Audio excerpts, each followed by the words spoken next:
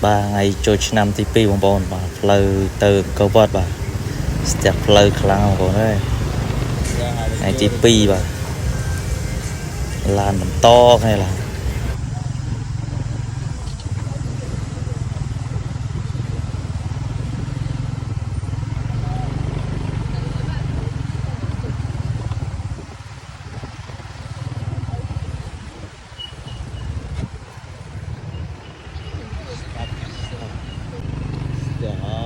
hai ở câu vợt à ngày thì pi Hồng tầm 4 chiếc bọn tè nàn bay rồi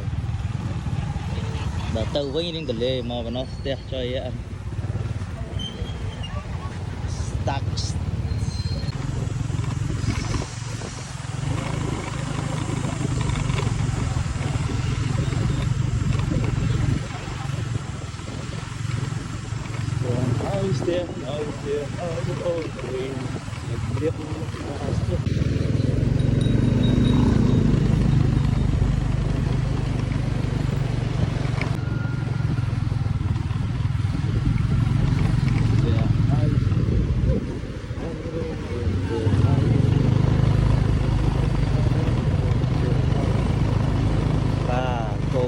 từ với nhà xe này là chơi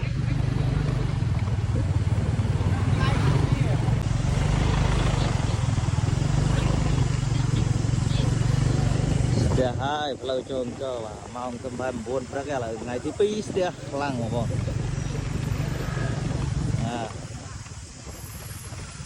lan mà được nhiều ra đây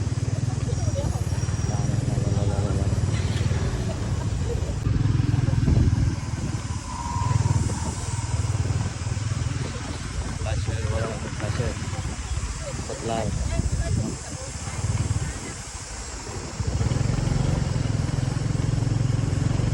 tăngពីពេទ្យកញ្ចក់បុផារបស់នេះស្ទះ